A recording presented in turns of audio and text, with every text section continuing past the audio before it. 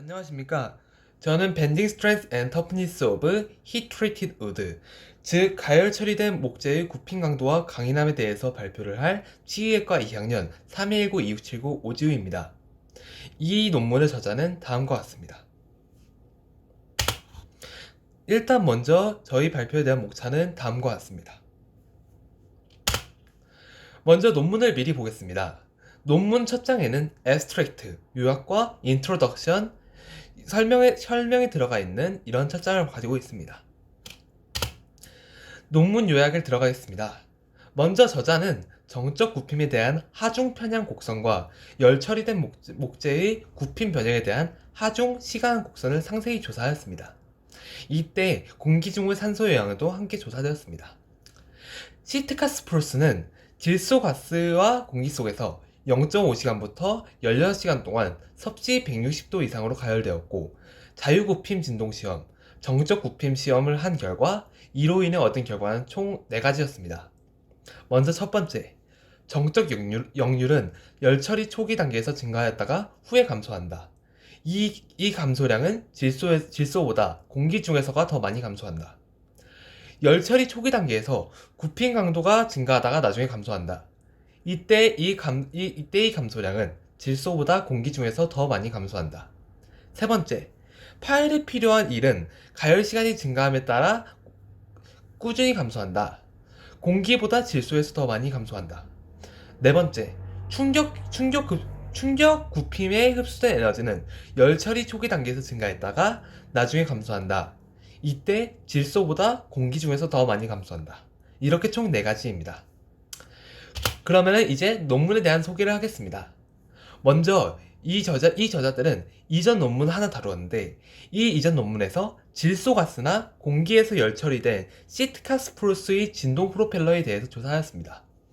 이때 밀도는 높은 온도에서 긴 가열 시간과 함께 감소하였습니다.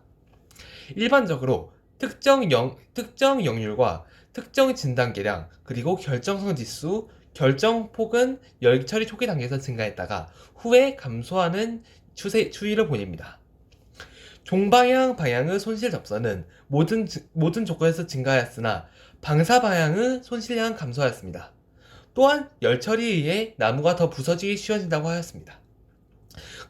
그리고 열 처리한 히노키 목재의 굽힘 강도는 미처리 목재보다 훨씬 컸으며, 히노키 나무와 부나나무의 굽힘 파열 모듈은 150도 이상의 처리에서는 변하지 않았지만 200도 이상의 처리에서는 미처리 목재보다 50% 감소한 경향을 보였습니다. 또 여기서 저자는 온도가 150도 이상, 200도 이상의 처리에서 목재의 굽힘 강도가 급격히 감소한다고 보았고, 이 연구에서는 정적 굽힘 중 응력 변형 곡선과 충격 굽힘 중 힘 시간 곡선을 자세히 조사함으로써 이를 증명하고자 합니다. 먼저 이렇게 논문의 실험에 대해 들어가기 전에 앞에서 계속 다루어졌던 시트카 스프루스라는 것에 대해 설명을 해드리겠습니다. 시트카 스프루스는 대형 침엽수로 높이가 약 100m까지 성장하며 직경이 5m를 초과하는 아주 거대한 나무입니다. 세계에서 가장 큰 가뭄비 나무종이며 다섯 번째로 큰 침엽수입니다.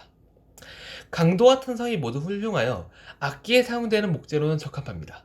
특성으로는 음이 명료하며 넓은 다이나믹 레인지를 갖게 해줍니다. 이러한 특성 때문에 저자는 이번 실험에서 강도와 탄성이 훌륭해 온도에 따른 굽힘 강도의 차이를 알아보는 목재로 시트카 스프루스가 매우 적합하다 판단하였고, 이를 시료로 사용하였습니다. 먼저 실험의 사전 설정에 대해서 말씀드리겠습니다. 먼저 실험에서는 피아노 건반에 사용되는 가마 건조시킨 시트카 스프루스 목재를 사용합니다. 이 목재들은 섭씨 20도 이상, 상대 습도 65%의 조건에서 균일한 수분으로 컨디셔닝 됩니다. 그 이후 정적 굽힘 테스트와 충격 굽힘 테스트에 사용되는 이 시트카 스프루스의 표본은 113mm, 7mm, 7mm 크기로 절단된 9개의 표본입니다. 각각의 표본은 각각의 열처리 조건에 사용되는 것입니다. 그리고 섭씨 20도 이상, 65%의 상대 습도에서 열처리 및 컨디셔닝 후 정적 굽힘 및 충격 굽힘 테스트를 실시하였고, 이후 시료는 수분 함량이 섬유 포화점 평균 113.1%, 5분 건조 중량 기준 표준 편차 14.8%를 초과할 때까지 물에 담갔습니다. 이 조건에서 측정된 시료의 무게를 M1, 오븐에서 건조된 무게를 M0라 두고 평형수분 함량, 이퀄리브리엄 모이스처 컨텐츠를 계산할 때 EMC는 100 곱하기 M1-M0를 M0로 나눈 방정식을 사용합니다. 이쪽에서 좌측에 보이는 이 그림은 시료를 자르는 모양이며, 또 아래에 있는 이 테이블 1은 시료의 그룹화입니다. 이 표본들을 10가지를 어떻게 나눴는가, 그리고 이것이 어떤 열 처리에 사용되었는가를 나타냅니다. 그 다음에 이제 첫 번째 시험은 진동 테스트입니다. 진동 테스트는 동적 역류를 얻기 위해서 자유굽힘 테스트는 이전 논문인 더 다이내믹 영 모듈러스의 기술된 방법에 따라 오일러 베르누이 방식에 따라 계산되었습니다. 지금 옆에 써진 이 공식이, 빨간색은 베르누이 공식, 유선에 따라 압력의 위치가 변할 때 속도의 변화, 그리고 아래의 공식이 오일러의 법칙, 유체의 입자의 운동량은 중력과 압력에 의해 발생한다는 공식입니다. 이 공식들을 통해서 동적 역률이 어떻게 얻어지는가, 자유굽힘 테스트에서 어떻게 얻어지는가를 실험하였습니다. 그 다음으로는 정적 굽힘 테스트입니다. 정적 굽힘 테스트는 먼저 시료에서 접선 방향으로 하중을 가한 상태에서 98mm 이상의 범위에 걸쳐 중심점 하중을 사용하여 진행하였습니다. 이때 실험에서 사용되는 장치의 크로스의 속도는 4mm/미닛이었습니다. 하중 편향 곡선을 이용하여 굽힘 강도, 정적 역량 E라고 씁니다. 또 시료를 굽히는데 필요한 일 W를 얻었습니다. 이때 편향의 정도에 따라 4개의 구간으로 나눴고, 각각에서 1W를 계산할 때 아래의 공식이 사용되었습니다. 아래의 공식을 보면은 W01, 0부터 1까지의 1, W12, W23, W34처럼 4가지 구간에 따른 그 1을 계산한 모습입니다. 그리고 좌측에 보이는 이 그래프는 하중 편향 곡선이 나뉘어진 양상을 나타내주는 그래프입니다. 각각의 디플렉션에서 1이 어떻게 보이는지, 그 하중의 영향이 얼마나 되는지 그 1을 보여주는 그래프입니다. 그 다음으로는 충격 굽힘 테스트입니다. 충격 굽힘 테스트에서는 30kgW/cm 용량의 샤르피형 굽힘 강도 기계가 사용됐으며, 이때 사용되는 시료의 폭은 84mm입니다. 파단 메커니즘에 대한 정보를 얻기 위해 50G, G는 9.81m/s의 중력 가속도입니다. 이 용량을 가진 가속 변환기를 기계의 해머에 부착하였고, 이것에서 힘 시간 곡선을 얻었습니다. 힘의 공식 F는 MA를 이용하여 충격 굽힘 강도를 측정하였습니다. 이때 충격량은 그리고 또 아래 이 좌측을 보면은 이 실험에서 사용된 임팩트 밴딩 테스터, 즉 충격 굽힘에 사용된 테스터기의 모식도입니다. 또 밑에 보이는 피규어4, 이 볼스타인 커브, 즉 힘 시간 곡선은 이 시간에 따라서 힘이 어떻게 가해지는가, 그리고 각각의 시간에 따라서 그때의 충격량이 어떻게 되는가를 나타내 준 것입니다. 그리고 이 밑에 있는 3가지 이 3가지 시간의 범위에 따라서 그때 각각 생긴 충격량을 구하는 식입니다. 그 다음에 T를 시간으로, 그리고 M, 이때는 1.232kg입니다. 이때의 M을 해머의 무게, 그리고 A를 가속도로 두었을 때 충격량을 구하는 공식은 아래와 같습니다. 그래서 이 충격량을 이용해서 각각의 시간에 따른 충격량을 구하고, 이렇게 하여서 전체적인 충격 굽힘 에너지인 WIB를 계산하는 공식은 아래와 같습니다. WIB는 EA분의 M 곱하기 V0 제곱 마이너스 V제곱의 전체 제곱입니다. 그리고 A를 단면적, H0를 초기 망치의 높이라고 두면은 우측의 식 V0는 루트 2G H0, V는 n분의 nv0 마이너스 i 0부터 3까지 충격량의 전체 제곱, 그리고 i 전체 충격량은 각각의 충격량을 더해준 것, 이 3가지 식이 성립하는 것입니다. 그 다음에 가열 과정입니다. 가열 과정에서는 열 처리를 위해서 저자는 이전 논문의 기술된 장비를 사용하였습니다. 좌측에 인용된 논문은 이 저자들이 이전에 작성한 논문이고, 이 논문에 기술된 열 처리 장비의 설명 및 실험 방법입니다. 표본들은 질소가스나 공기로 채워진 내합성 스테인리스강 휴대용 원자로에 캡슐화되어 있고, 원자로는 섭씨 160도 이상의 온도에서 각각 0.5, 1, 2, 4, 8, 16시간씩 가열되었습니다. 그리고 이 열처리 이후 섭씨 20도 이상, 상대습도 65%의 조건에서 2주간 방치한 후 실험하였습니다. 다음으로는 이 실험의 결과와 그에 대한 토의에 대한 것입니다. 먼저 시험 목재의 특성 다양성에 대한 것입니다. 옆의 4가지 그래프를 보겠습니다. 먼저 첫 번째 그래프는 각각의 시험 목재에 따라서 이것이 질소와 공기 중에 있을 때, 이때 이 그룹에 따라서 밀도에 대한 다양성을 표현해 준 것입니다. 보시면은 이 밀도의 다양성이 질소와 공기 중에서 다른 차이를 보이는 것을 알 수 있습니다. 그 다음으로는 두 번째 그래프. 이 그래프는 역률에 대한 그래프입니다. 즉, 그룹에 따라서 이 역률이 어떻게 양상을 보이는지를 나타내 준 그래프입니다. 그리고 세 번째 그래프는 히팅 타임, 즉 가열 시간에 따라서 이 밀도의 비율인데, 이때 기준해 주는 것은 가열을 한 것과 가열을 하지 않은 비처리 목재에 대해서 비교를 해준 것입니다. 이때 보면은 질소와 공기 중에서 그것을 보았고, 그래프상에서 N2의 감소량이 공기 중에서의 감소량보다 적은 것을 알 수 있습니다. 그 다음에 마지막 그래프는 히팅 타임에 따른 그 가열 처리 목재와 가열 처리되지 않은 비처리 목재의 유동 역률의 비율에 대한 그래프입니다. 보시면은 이 또한 질소에서가 이 공기 중에서보다 이 비율이 감소하는 것이 적음을 알 수 있습니다.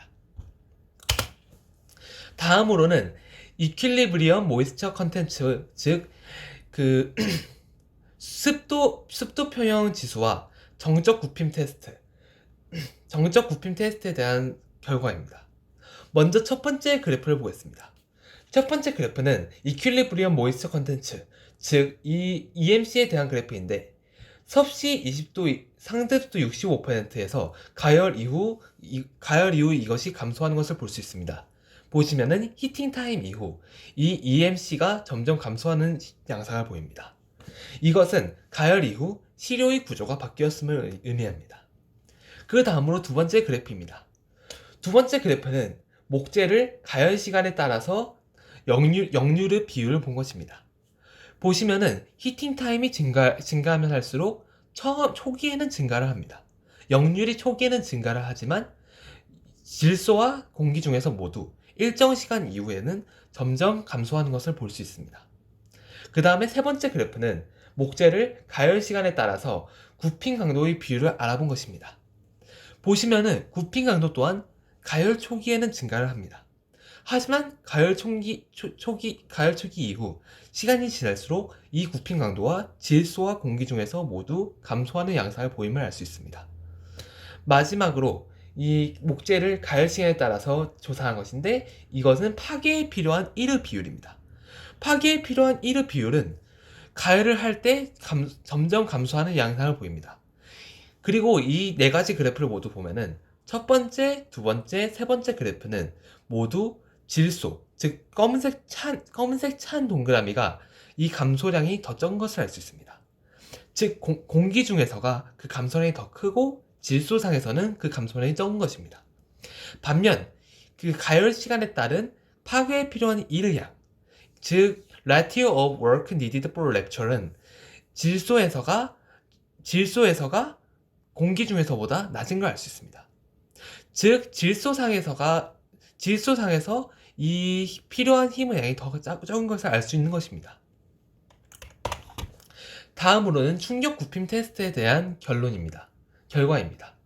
보시면은 첫 번째 그래프는 목재의 가열 시간에 따른 충격 굽힘에 사용되는 흡수된 에너지의 비율입니다. 둘 다 처음에 보면은 맨 처음에 가열 초기에는 약간 증가하는 추세를 보이다가 이것이 시간이 점점 지날수록 점점 감소하는 양상을 보이고 있습니다. 두 번째 그래프는 가열 시간에 따른 충격량의 변화입니다. 이 그래프 또한 각각의 세 가지 구간에서 그 질소와 공기 중일 때 모두 처음에는 증가하지만 후에는 점차 감소하는 추세를 보임을 알 수 있습니다. 그리고 또한 이때도 질소에서가 공기 중보다 이 감소량이 적음을 알 수 있습니다. 지금까지 이 결과를 통해서 결론을 도출해내겠습니다. 먼저 가열 처리된 목재의 정적 굽힘에 대한 하중 변형 곡선과 충격 굽힘에 대한 힘 시간 곡선을 세밀하게 조사하였습니다. 시료로 쓴 시트카 스프루스 목재는 섭씨 160도에서 0.5시간부터 16시간까지 질소와 공기 내에서 가열을 하였고, 결과는 아래와 같습니다. 먼저 첫 번째, 정적 역률, 파괴에 필요한 일, 가열 시간의 증가에 따른 충격 굽힘에 흡수되는 에너지의 변화는 목재의 다양성으로만 발생하는 것이 아니라 그 스스로가 가열되는 것으로 인해서 나타납니다. 두 번째, 정적 역률은 가열 처리 초기 단계에는 증가하지만 그 이후에는 감소합니다. 이 감소 정도는 공기 중에서가 질소 중에서보다 그 정도가 더욱 큽니다. 세 번째, 굽힘 강도는 가열 처리 초기 단계에선 증가하지만 그 이후에서는 감소합니다. 이 감소의 정도는 공기 중에서가 질소 중에서보다 그 정도가 큽니다.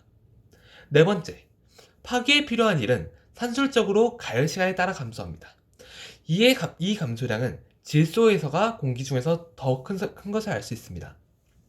이것은 정적 굽힘 테스트 동안 가열 처리되는 나무가 비처리된 나무보다 부서지기 쉽다는 것으로 보입니다. 이것은 파괴에 필요한 1의 감소에 기여하는 핵심 요소들이 가시적이고 가소성이 있으며 탄력이 없다는 것을 의미합니다. 다섯 번째, 충격 굽힘 동안 흡수되는 에너지는 가열 처리 초기 단계에서 증가하고 이후 감소합니다. 이 감소량은 공기 중에서가 질소에서보다 더욱 큽니다.